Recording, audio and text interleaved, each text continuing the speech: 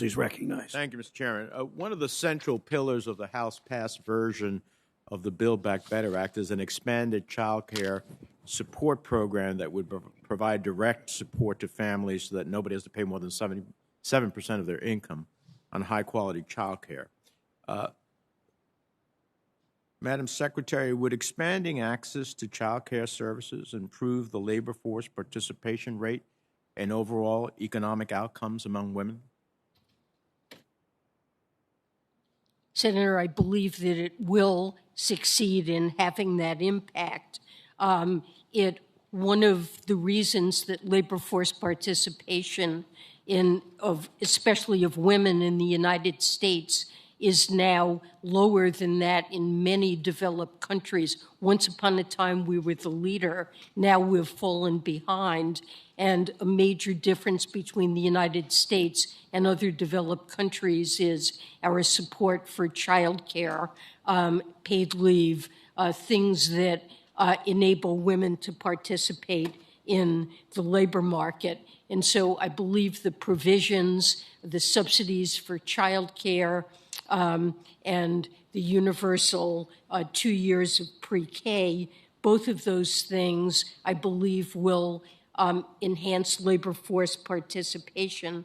There are a number of studies that show that. The Treasury Office of Economic Policy recently issued a paper that summarized some of the evidence, and recently the Congressional Budget Office, in assessing Build Back Better, issued a statement that indicated that this was likely to boost labor force participation. Well, let me.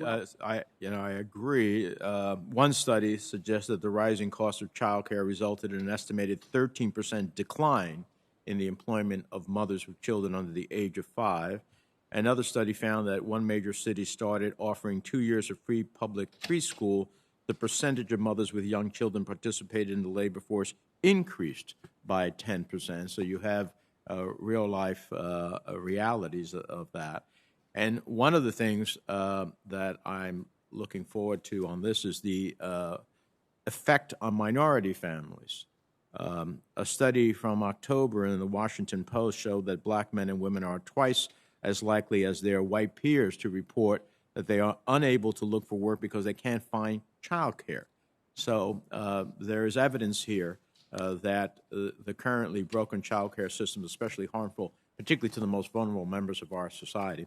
Chairman Powell, earlier this month I sent you a letter along with Chairman Brown and several of our Senate colleagues asking you to work closely with the Boston and Dallas Board of Directors and search committees to find and select diverse candidates for the open president's position. We haven't had a Hispanic in this role.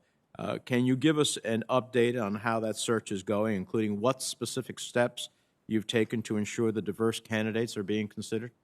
So those searches are just getting going now. They've, I believe, both hired headhunters, and I know the process well, and it will involve extensive outreach to all different kinds of communities and an openness to different kinds of candidates. And it's essential, we believe, that diverse candidates be identified and be given every chance to do well and win those processes as they go forward. So I can take you through the details of it if you'd like offline, but it's something we're pretty committed to. Well, I'd very much like to see that because, as you and I have discussed on several occasions, the Federal Reserve has a serious diversity problem, particularly at the leadership level. And the lack of minority representation hurts the Fed's ability to do its job, especially when we talk about promoting maximum employment and price stability. It's essential that the Fed has in place individuals that understand how an uneven recovery will impact minority communities. So I look at this as the beginning of, I hope, an effort as it relates to diversity. And I hope we will have a successful result. I understand a process that hopefully includes good qualified candidates to be considered, but I hope it will lead to a successful result. Madam Secretary, let me turn to you on the same question. How have you empowered Janice Bowdler, the Treasury's first counselor for Racial Equity to diversify the Treasury Department. This is something that I think I've raised with you several times. I'd like to understand what her first goals will be. What are the immediate goals for the Council for Racial Equity? Can you speak to me to those issues?